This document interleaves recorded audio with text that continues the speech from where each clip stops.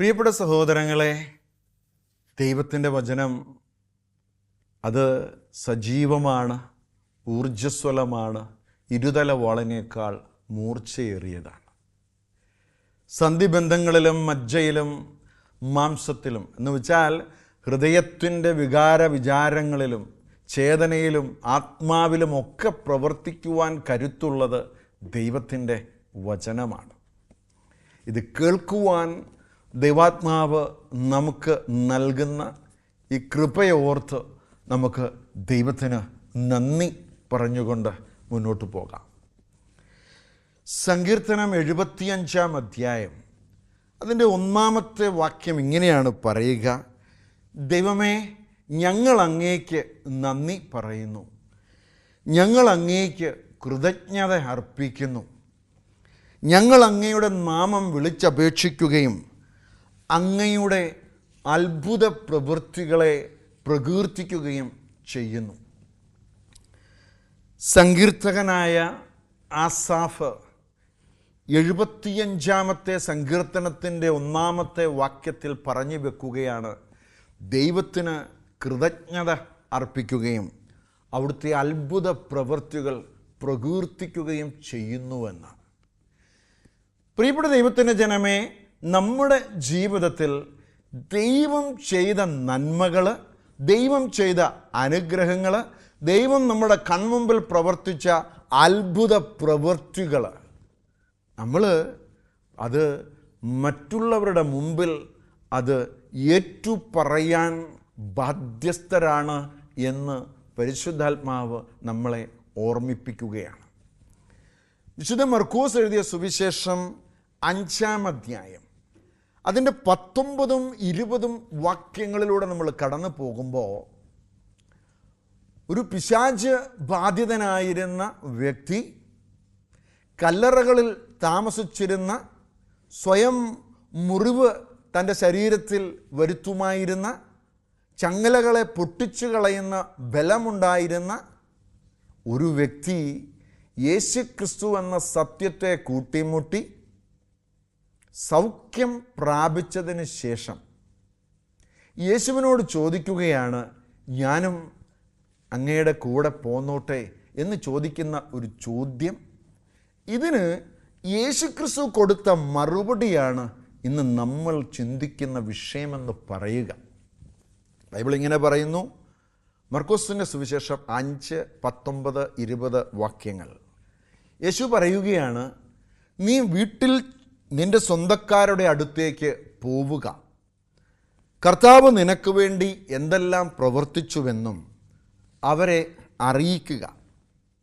അവൻ പോയി യേശു തനിക്ക് വേണ്ടി എന്തെല്ലാം ചെയ്തു എന്ന് ദെക്കോപ്പൊളിസിൽ പ്രഘോഷിക്കുവാൻ തുടങ്ങി. ജനങ്ങൾ അത്ഭുതപ്പെട്ടു. കർത്താവിൻ്റെ കരുണ ലഭിച്ച, പൈശാചിക ബാധയേറ്റ് കല്ലറകളിൽ കിടന്നിരുന്ന വ്യക്തി ഇന്ന് യേശുക്രിസ്തുവിൻ്റെ സാക്ഷിയായി മാറിയ ഒരു നേർചിത്രമാണ് വിശുദ്ധ മർക്കോസിൻ്റെ സുവിശേഷം 5-ാം അധ്യായത്തിൽ നമ്മൾ കാണുക.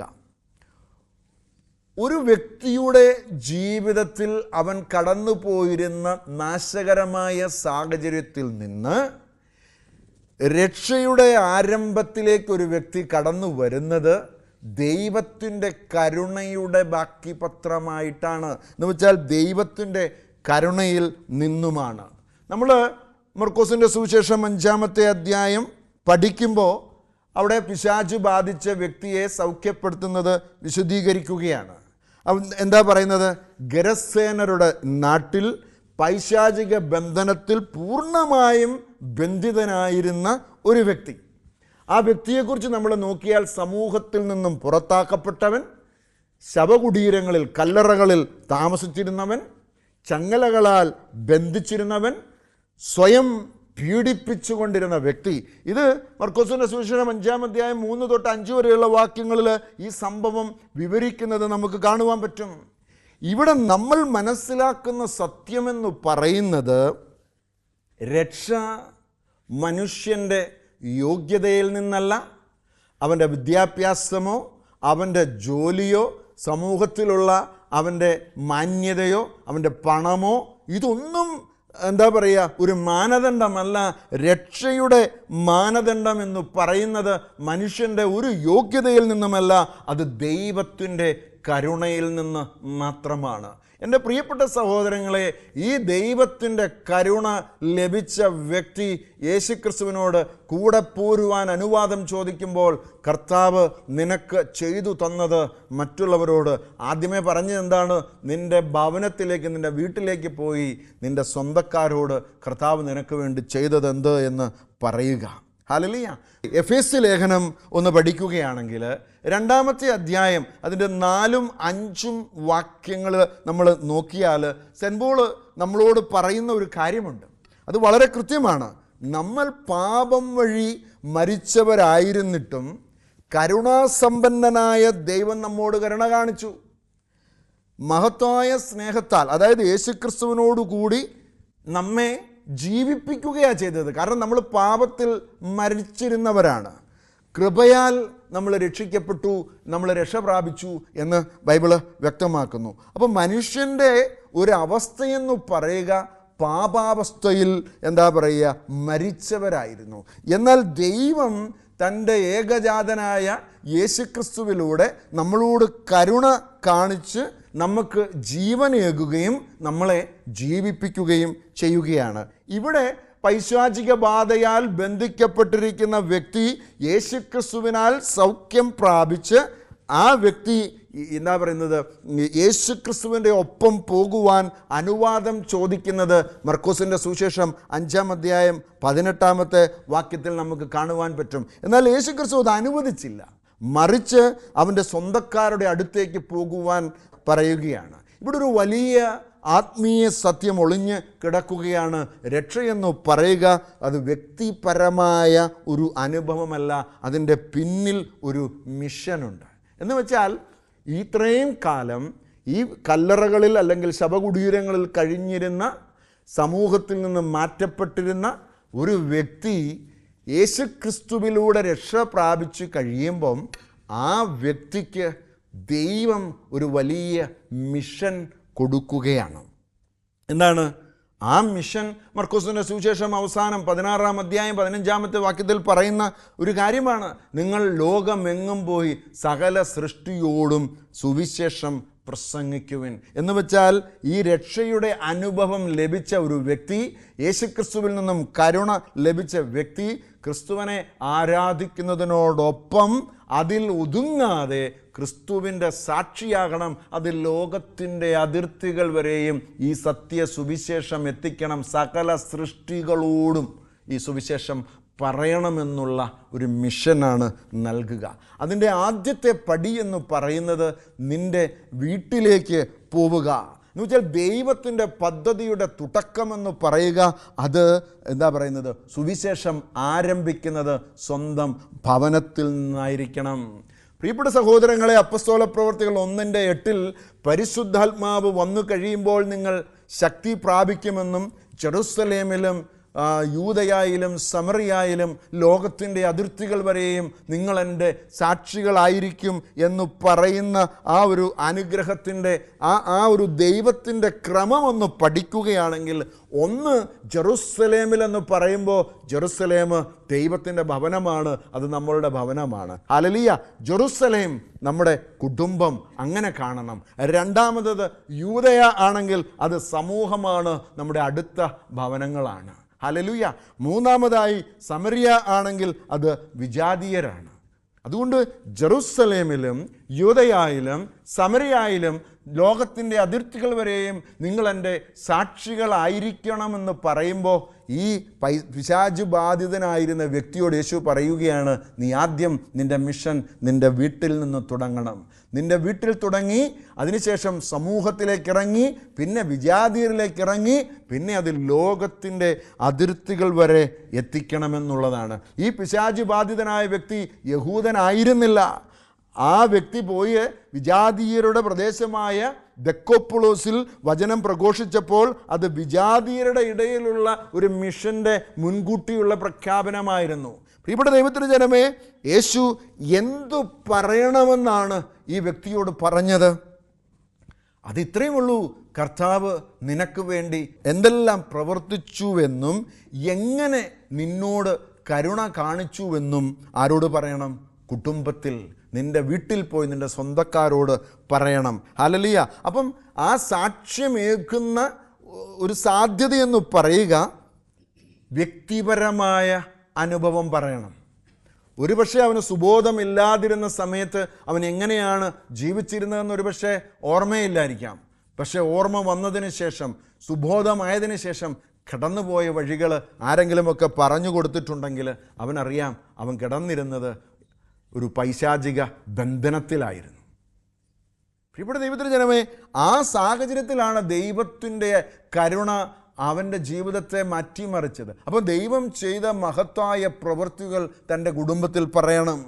തന്നോട് ദൈവം കാണിച്ച കരുണയെക്കുറിച്ച് പറയണം. അപ്പോൾ അത് കാണുന്ന വ്യക്തി, അത് കേൾക്കുന്ന വ്യക്തി, ഈ വ്യക്തിയെ ഇവന് ലഭിച്ച മാനസാന്തരം അല്ലെങ്കിൽ ഇവന് ലഭിച്ച ഒരു വ്യത്യാസം കാണുമ്പോൾ ക്രിസ്തുവിലുള്ള വിശ്വാസത്തിലേക്ക് കടന്നു വരുവാൻ അത് കാരണമാകും.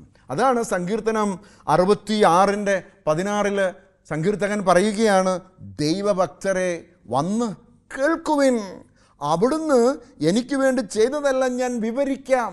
പ്രിയപ്പെട്ട ദൈവത്തിൻ്റെ ജനമേ, എൻ്റെ വ്യക്തി ജീവിതത്തിൽ എൻ്റെ യേശു എനിക്ക് ചെയ്ത അനുഗ്രഹങ്ങളും നന്മകളുമൊക്കെ ഞാൻ പ്രകീർത്തിക്കുന്നില്ല എങ്കിൽ, അത് ഞാൻ ജനത്തിൻ്റെ മുമ്പിൽ വിളിച്ചു പറയുന്നില്ല എങ്കിൽ എനിക്ക് എൻ്റെ യേശുക്രിസ്തുവിനുള്ള സ്നേഹം പിന്നെ എങ്ങനെ പ്രകടിപ്പിക്കുവാൻ പറ്റും?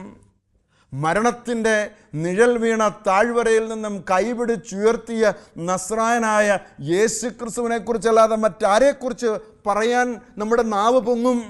പ്രിയപ്പെട്ട ദൈവത്തിൻ്റെ ജനമേ, സാക്ഷ്യം, അതായത് ക്രിസ്തു എനിക്ക് വേണ്ടി ചെയ്ത പ്രവൃത്തികളെപ്പറ്റി, എൻ്റെ ദൈവം എന്നോട് കാണിച്ച കരുണയെപ്പറ്റി, എൻ്റെ യേശു എന്നോട് കാണിച്ച കൃപയെപ്പറ്റി ഞാൻ പറയണം. ഹല്ലേലൂയ. അതുകൊണ്ട് നമ്മൾ ഇന്ന് തത്വചിന്തയല്ല പറയേണ്ടത്, മറ്റേതെങ്കിലും മതത്തെക്കുറിച്ചല്ല നമ്മൾ പറയേണ്ടത്. ജീവൻ തന്ന അല്ലെങ്കിൽ ജീവനേകുവാനും ആ ജീവൻ്റെ സമൃദ്ധിയേകുവാനും ഈ ലോകത്തിലേക്ക് കടന്നു വന്ന് അത് അനുഭവിച്ച യേശുക്രിസ്തുവിൻ്റെ സ്നേഹത്തിൻ്റെ സാക്ഷ്യമാണ് നമ്മൾ ജനത്തിൻ്റെ മുമ്പിൽ വിളിച്ചു പറയേണ്ടത്. ഹല്ലേലൂയ. മരിക്കുവാൻ തീരുമാനിച്ച് എങ്ങനെ മരിക്കണമെന്ന് ചിന്തിച്ചു കൊണ്ടിരുന്ന ഒരു കാലഘട്ടം എൻ്റെ ജീവിതത്തിലുണ്ടായിരുന്നു. 2007 കാലഘട്ടത്തിൽ മരണത്തെക്കുറിച്ച് ചിന്തിച്ചിരുന്നിടത്തുനിന്ന് നിന്നെ വിളിച്ചിരിക്കുന്നത് ജീവനുള്ള ദൈവത്തിൻ്റെ വചനം പ്രഘോഷിക്കുവാനാണ് എന്ന് എന്നോട് പറയുമ്പോൾ അന്ന് തിരിച്ചറിഞ്ഞു എന്നെക്കുറിച്ചുള്ള ദൈവത്തിൻ്റെ പദ്ധതി. പ്രിയപ്പെട്ട ദൈവത്തിൻ്റെ ജനമേ, 1997 ഒരു വ്യക്തി എൻ്റെ ശിരസിൽ കൈവച്ച് പ്രാർത്ഥിച്ചിട്ട് പറഞ്ഞു, നീ മരുഭൂമിയിൽ ദൈവത്തിൻ്റെ വചനം പ്രഘോഷിക്കും.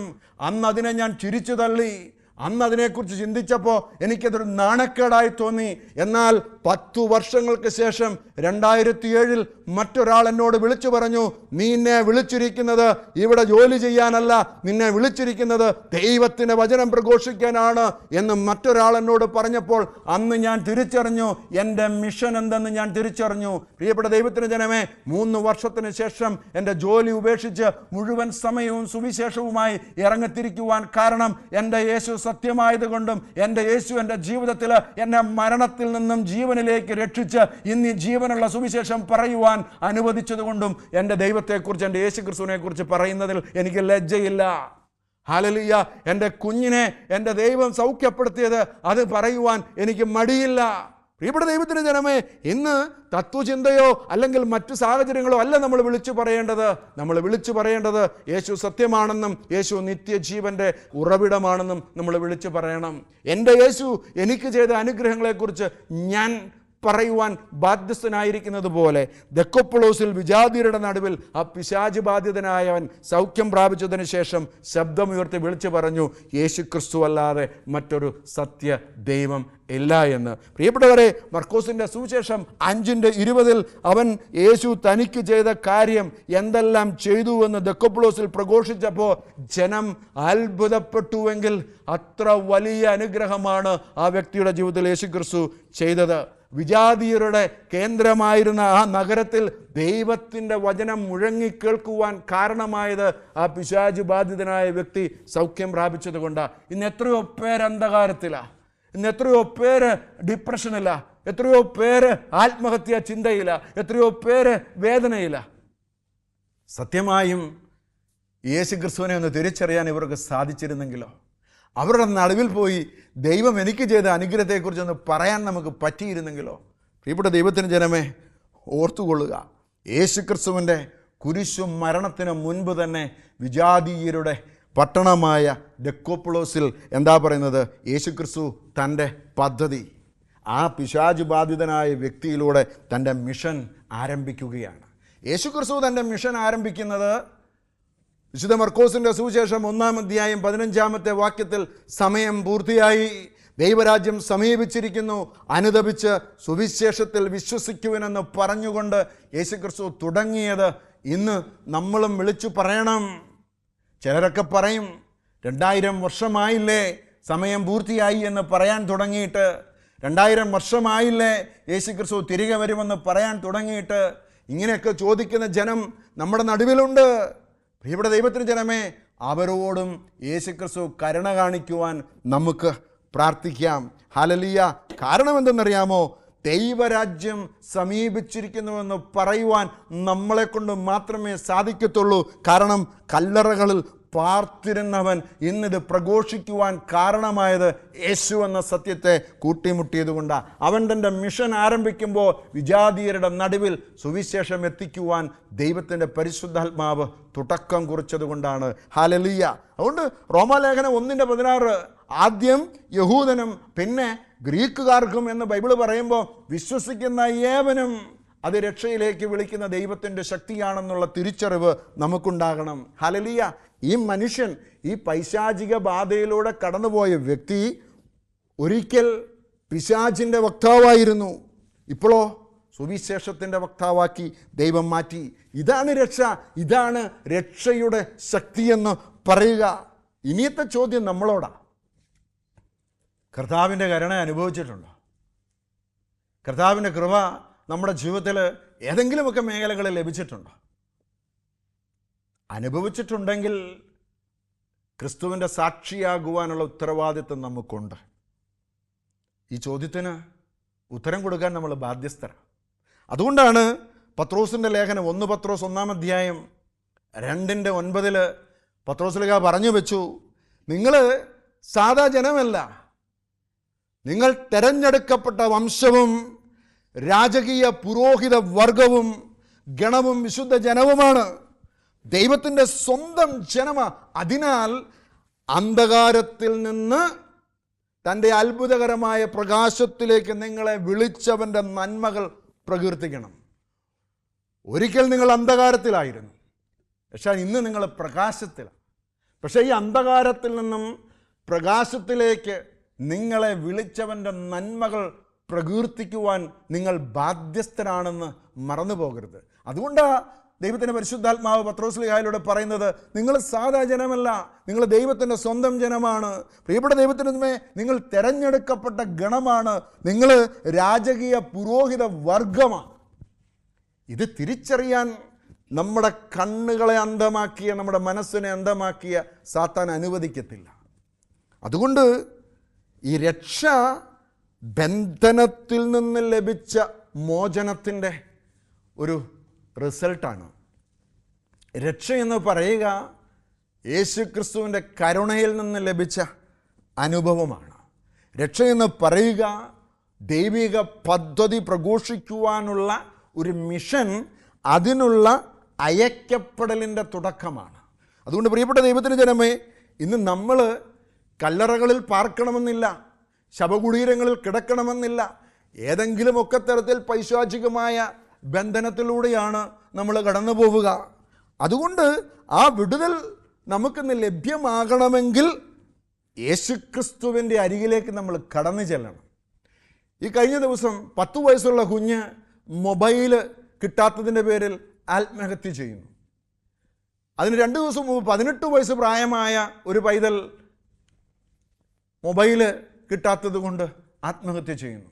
ഇതും ഒരു ബന്ധനമല്ലേ? നമ്മുടെ കുഞ്ഞുങ്ങൾക്ക് എന്തു പറ്റി?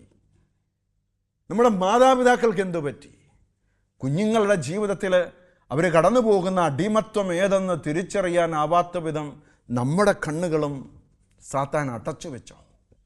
പ്രിയപ്പെട്ട മാതാപിതാക്കളെ, പ്രിയപ്പെട്ട സഹോദരങ്ങളെ, നമ്മുടെ ചുറ്റുവട്ടത്തേക്കൊന്ന് കണ്ണോടിക്കുവാൻ, ഈ തിരക്കു പിടിച്ച കാലഘട്ടത്തിൻ്റെ നടുവിൽ നിങ്ങൾ നമ്മുടെ സഹജീവികൾ കടന്നു പോകുന്ന വേദന എന്തെന്ന് തിരിച്ചറിയുവാനുള്ള ഒരു ആത്മപരിശോധന നമുക്കുണ്ടാകുന്നത് നല്ലതാണ്. യേശുവിനോട് ഈ വ്യക്തി ചോദിച്ചു, ഞാൻ നിന്നോടുകൂടെ വരട്ടെ? യേശു മറുപടി പറഞ്ഞു, നീ പോയി സാക്ഷിയാകൂ. യേശുക്രിസ്തുവിൻ്റെ കൂടെ നടക്കുന്നതിലും ആരാധനയിൽ ഇരിക്കുന്നതിനും അപ്പുറം ഒരു മഹത്തായ കാര്യമെന്ന് പറയുക യേശുക്രിസ്തുവിൻ്റെ സാക്ഷിയായി ലോകത്തിൻ്റെ അതിർത്തികൾ വരെ കടന്നു പോകുന്നതാണ് നല്ലത് എന്ന് യേശുക്രിസ്തു പഠിപ്പിക്കുകയാണ്. അപ്പസ്തോല പ്രവൃത്തികളിൽ നമ്മൾ കാണുന്നുണ്ട്, ചിതറിക്കപ്പെട്ടവർ സുവിശേഷം പ്രഘോഷിച്ചു. ചിതറണം, ലോകത്തിൻ്റെ അതിർത്തികൾ വരെ കടന്നു പോകണം. അന്ധകാരത്തിൽ നിന്നും പ്രകാശത്തിലേക്ക് നമ്മളെ വിളിച്ചവൻ്റെ നന്മകൾ പ്രകീർത്തിക്കണം. ഈ ലോകത്തിൻ്റെ ദേവൻ അടച്ചു വച്ചിരിക്കുന്ന സകല മേഖലകളെയും ക്രിസ്തുവിൻ്റെ വചനത്തിൻ്റെ ശക്തിയാൽ, സുവിശേഷത്തിൻ്റെ ശക്തിയാൽ ചവിട്ടി മെതിച്ച് യേശുക്രിസ്തുവിൻ്റെ സാക്ഷിയാകണം. പ്രിയപ്പെട്ട ദൈവത്തിൻ്റെ ജനമേ, യേശു സത്യമാണ്. യേശു സത്യമായതുകൊണ്ട് മാത്രമാണ് ഇന്ന് നിങ്ങളുടെ മുമ്പിൽ എനിക്ക് വചനമായി നിൽക്കുവാൻ സാധിക്കുക.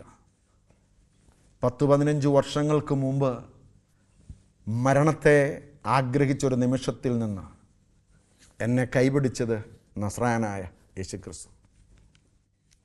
എത്രയോ പേര് സാമ്പത്തിക ബുദ്ധിമുട്ടുകളിലാണ്, എത്രയോ പേര് ക്യാൻസറിലും ട്യൂമറിലും അതുപോലെ രോഗത്തിൻ്റെ അവസ്ഥയിലുമാണ്. ഏത് സാധ്യതയിലൂടെ കടന്നു പോയാലും രോഗത്തിന് നമ്മുടെ ശരീരത്തെ തോൽപ്പിക്കാൻ പറ്റൂ, ആത്മാവിനെ തൊടാനാവില്ല. ശരീരം ഒന്നിനും ഉപകരിക്കുന്നില്ല, ആത്മാവാണ് ജീവനേകുക എന്ന് ബൈബിൾ വ്യക്തമാക്കുമ്പോൾ എൻ്റെ പ്രിയപ്പെട്ട ദൈവത്തിൻ്റെ ജനമേ, ശരീരത്തെപ്പറ്റി നിങ്ങൾ ഓർക്കരുത്, നിങ്ങളുടെ ആത്മാവിനെക്കുറിച്ച് നിങ്ങൾ ചിന്തിക്കണം. ലോകം മുഴുവൻ നേടിയാലും നിങ്ങളുടെ ആത്മാവ് നഷ്ടമായാൽ എന്തു പ്രയോജനമെന്നാണ് ബൈബിൾ ചോദിക്കുക. അതുകൊണ്ട് പൈശാചിക ബന്ധനത്തിൽ ശവകുടീരത്തിൽ അന്തിയുറങ്ങിയിരുന്നവൻ, മഹോന്നതനായ ദൈവത്തിൻ്റെ പുത്ര, എൻ്റെ കാര്യത്തിൽ നീ എന്തിനിടപെടുന്നു എന്ന് ചോദിച്ചിടത്തു നിന്നും ക്രിസ്തുവിൻ്റെ സ്നേഹം, ക്രിസ്തുവിൻ്റെ കരുണ ആ വ്യക്തിയെ രക്ഷയിലേക്ക് നയിച്ച് ഇന്ന് ദെക്കപ്പുളൂസിൽ സുവിശേഷം, വിജാതീയരുടെ നടുവിൽ സുവിശേഷം അറിയിക്കുവാൻ ആ വ്യക്തിയെ ദൈവം ഉപയോഗിക്കുന്നുവെങ്കിൽ നിങ്ങളെ എത്രയധികമായി ഉപയോഗിക്കും. നമ്മുടെ വീട്ടിൽ സുവിശേഷം പറയാൻ, നമ്മുടെ അയൽവക്കങ്ങളിൽ സുവിശേഷം പറയാൻ, സമൂഹത്തിൽ സുവിശേഷം പറയാൻ, സുവിശേഷം കേട്ടിട്ടില്ലാത്തവരുടെ നടുവിലേക്ക് കടന്നു പോകുവാൻ ദൈവാത്മാവ് നിങ്ങളെ വിളിക്കുകയാണ്. ജെറുസലേമിലും യൂദയായിലും സമറിയായിലും, സ്വന്തം വീട്ടിലും സമൂഹത്തിലും വിജാതീയരുടെ നടുവിലും ഒക്കെ ഈ സുവിശേഷം എത്തിക്കണം. സുവിശേഷ വിരോധികൾ ഈ ലോകത്തുണ്ട്, അവർക്ക് വേണ്ടി നിങ്ങൾ പ്രാർത്ഥിക്കണം. കാരണം ഒരുവൻ പോലും നശിച്ചു പോകാതെ നിത്യജീവൻ പ്രാപിക്കുവാൻ വേണ്ടി തൻ്റെ ഏകജാതനെ ഈ ലോകത്തിലേക്ക് അയച്ച ദൈവം സകല മനുഷ്യരെയും ലോകത്തെ സ്നേഹിക്കുകയാണ് ചെയ്തത്. അതുകൊണ്ട് ആ സ്നേഹം സകലരോടും സകല മാനവരോടും സ്നേഹത്തിൽ ഈ സുവിശേഷം എത്തിക്കുവാനുള്ള ഒരു സാക്ഷ്യമുള്ള ജീവിതം നമുക്കുണ്ടാകണം. നീ പോയി നിൻ്റെ വീട്ടിൽ പോയി യേശു നിനക്ക് ചെയ്ത കരുണയും അനുഗ്രഹങ്ങളും പറയുവാൻ പറഞ്ഞതുപോലെ നമുക്ക് ഒരു ചെറിയ അനുഗ്രഹമെങ്കിലും നമ്മുടെ ജീവിതത്തിൽ കിട്ടിയിട്ടുണ്ടെങ്കിൽ ഇന്നത് പറയണം. ആ ദൈവം ചെയ്ത നന്മകൾക്ക്, അനുഗ്രഹങ്ങൾക്ക് നന്ദിയുള്ളവരായി അവൻ ചെയ്ത മഹനീയ പ്രവൃത്തികളെ മറ്റുള്ളവരുടെ മുമ്പിൽ വിളിച്ചു പറയുവാൻ പരിശുദ്ധാത്മാവ് നമ്മളെ ഓരോരുത്തരെയും സഹായിക്കട്ടെ. അതിന് ദൈവത്തിൻ്റെ ആത്മാവിൻ്റെ മുമ്പിൽ നമുക്ക് എളിമയോടെ നിന്ന് പ്രാർത്ഥിക്കാം. എല്ലാവരെയും ദൈവത്തിൻ്റെ പരിശുദ്ധാത്മാവ് അതിനുവേണ്ടി അനുഗ്രഹിക്കട്ടെ എന്ന് പ്രാർത്ഥിച്ചുകൊണ്ട് പിതാവിൻ്റെയും പുത്രൻ്റെയും പരിശുദ്ധാത്മാവിൻ്റെയും നാമത്തിൽ തന്നെ ആമേൻ.